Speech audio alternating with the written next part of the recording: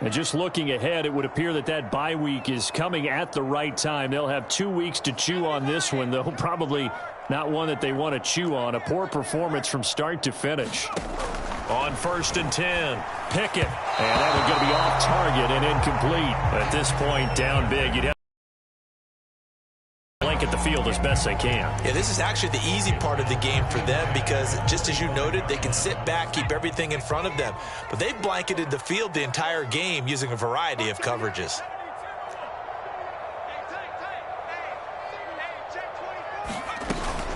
On 2nd down, it's Harris. He's going to be dropped following a pickup of 7 past the 30 to the 32. That was a really nice run there to bring up 3rd and short. After the incompletion on 1st down, it's a back that you can hand it to and put you back in a good situation. From the gun on 3rd down, Pickett. He finds his man, complete. That's Harris. And he'll go out of bounds, it looks like, right at the 40.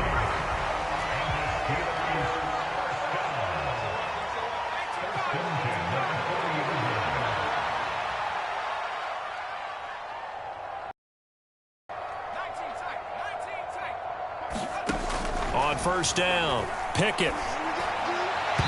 And his throw is incomplete. This has been a rough one, to put it mildly, for him. And after this one's done, you just feel like at the post-game press conference, this team's going to have a lot of questions and definitely not a lot of answers.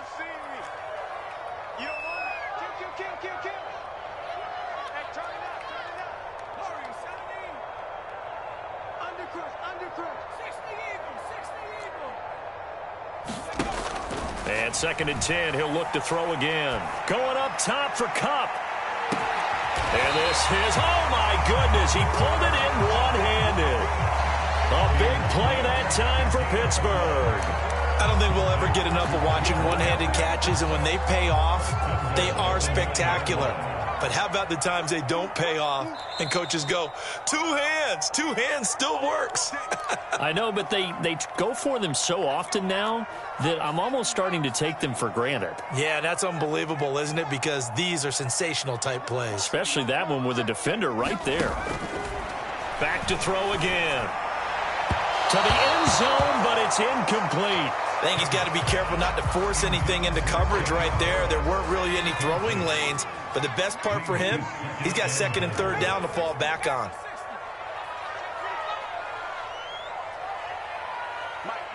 Check, 59.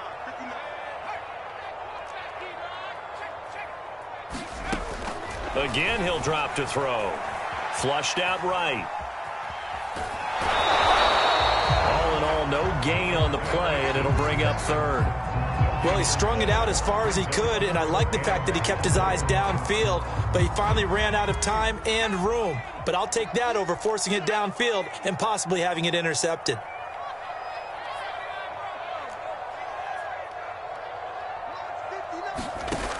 From the gun on 3rd down, Pickett. Got his man, it's caught for a Steelers touchdown. Tutu Atwell, his 2nd touchdown on the season. And the Steelers have got it back to a 2-score game here in the 4th.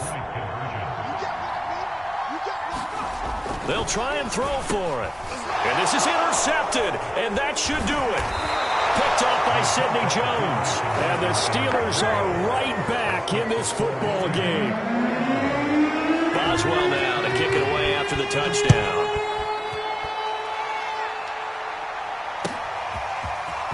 From a yard or 2 deep, here comes a return. And they'll get him down right at the 25-yard line, so the same result, and he opted for the touchback.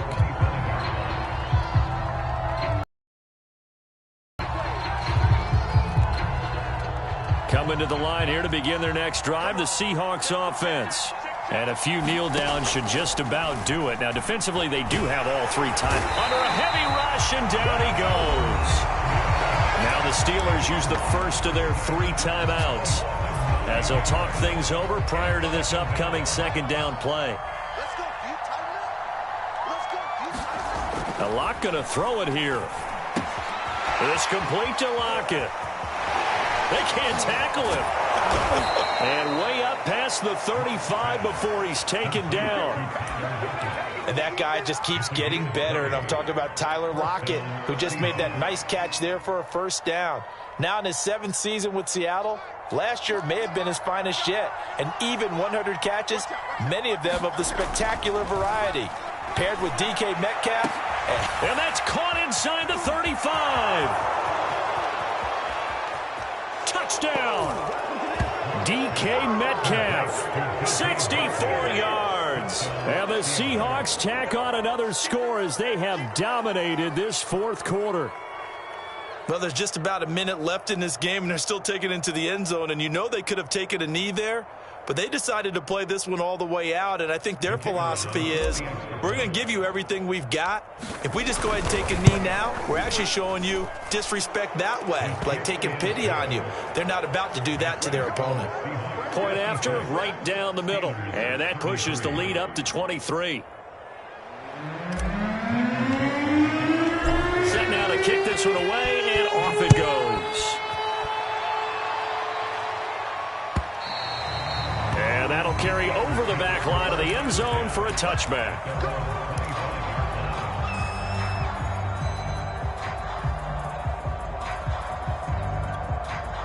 The Pittsburgh offense at the line to start their next drive. Let's just be frank. They're playing for pride at this point.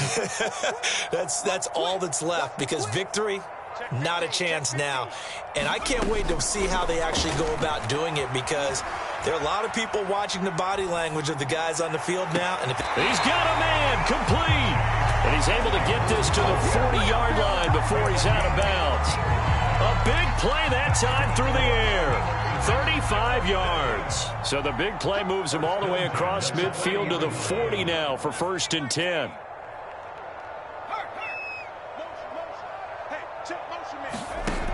Looking to throw. Pickett. Throwing the out route, incomplete. That's Harris. And he'll go out of bounds after taking it a little further down inside the 40. They'll contain him to just 4. 2nd down.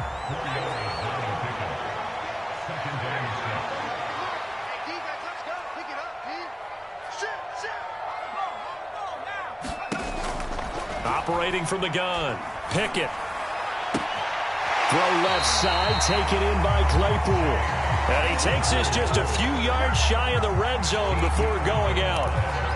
Well, I can put my defensive cap on right now, and I know they're saying don't give up any big plays now. They've controlled this game throughout, and all they want to do is see it through to the end. I think they let their guard down a little bit with that last completion.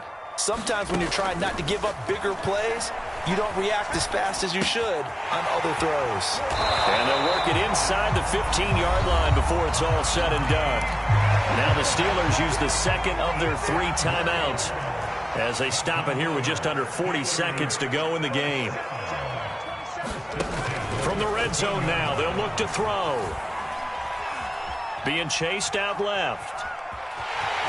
And he takes it inside the 10 to the 8 before he's out of bounds.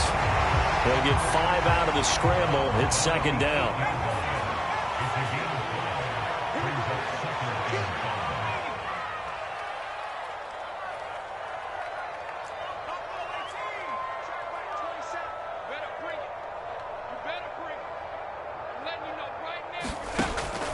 Back to throw.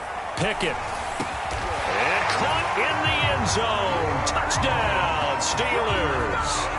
Cooper Kupp, his first touchdown on the year. And the Steelers are able to cut into that deficit. And now the Steeler offense staying out there, and they'll go for 2. They'll look to throw. Escaping the pressure right. Looking end zone, but it's incomplete. So unable to throw it in for 2 from the 2. Let me ask you, as a former DB, what changes there around the goal line on a 2-point conversion as far as how you're defending it? You just make sure you never back up and you never retreat. You establish yourself really on the line of scrimmage, put your heels on the goal line at worst. And if they're going to throw the ball, make them throw it over your head, because they're going to run out of space because of the back of the end zone. Never let a guy catch one in front of you. Coming to the line here to begin their next drive, the Seahawks offense. He'll fire one downfield for Fant, and that will be incomplete. Would have been a big hitter if they had connected. Instead, it's second down. So following the incompletion, here's 2nd and 10 from the 25. They'll actually throw it with Locke. It's caught. Lockett. And from the 25, they work this to the 29, a gain of 4. Now the Steelers going to use their 3rd and final timeout as they get it with 16 seconds remaining on the clock. The Steelers now in the nickel here on 3rd down. Locke going to throw. Going for Metcalf on the deep ball. And unable to connect. Incomplete. I'll give them credit. They took their shot, but it's going to bring up 4th down. After what they've faced during this game where they've given up a ton of yards downfield, there has to be a measure of revenge right there for the secondary. They've been shredded throughout the game and finally forced an incompletion. Locke going to go on 4th down. That's to his running back, complete. And he's going to have the first down, yardage to the 35. Well, Charles, it's one thing to win. It's another thing to win and put up the amount of points that they did. Boy, were they clicking on offense. They can't help but feel great about themselves, can they? I mean, what a game to put up that number of points, continually feeling like they're moving the ball and things are working and clicking. They think that they can bottle this and carry it with them. And as an offensive coordinator, you just don't think you can do anything wrong. Whatever you call, run, pass, it's all going to work. That's called being in the zone. So for the Seahawks, their good start continues as they get their record up to 4-2. And they'll return home next week to take on the New Orleans Saints. Meanwhile, for the Steelers, they can't quite seem to turn things around as they fall into 2-4 now on the year. And now they'll head to the bye week as they'll be back in action in Week 8. So for our entire crew, alongside Charles Davis, I'm Brandon Gaudin. Thanks for watching, everybody. We'll see you next time.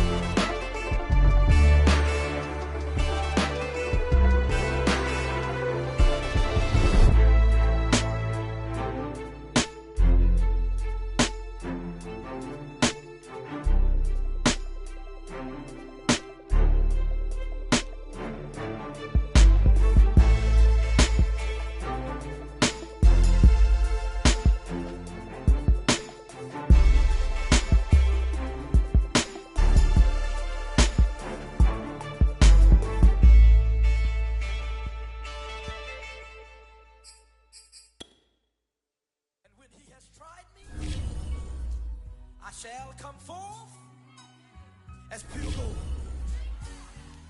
Have you been tried in the fire? Have you been tried in the fire?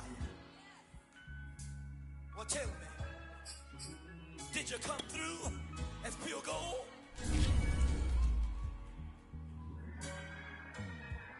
You kick it like the benefactor's benefactor. Well, truthfully, we know you never been a factor. Well, honestly, the truth is that you've been an actor. And now your actions got them boys locked the mask up. Lectures from the devil got you piping hot. This up and you get screwed and chopped, no Michael Watts. When I was 10, I knew I should have been on rap a lot. Think like Jay Prince and I do more than just rap a lot. I went and got my digits up. Your favorite, bruh. You don't want no trouble, cuz. The 25th, I got a meeting with the governor. That's real rap a lot, no cap a lot. I used to come faring down the Camelot. I used to whip up in my granny's pot. She asked my friends, was I? They said, no, be not. The line to a praying woman. The truth's a heavy burden and it's weighing on me. Red doggies caught me slipping with the wailing on me. I went to calling out for Jesus like a reverend on me. Chalked it up to sin, took it on my chin. Gotta take some L's if you wanna win. They took a but didn't take us in. I didn't even have no re-up I could re-up with. Had to rob another just to re-up. Pray to God that in his heart he found forgiveness for me. It was nothing personal, it was just business for me. When I got on, I paid him back.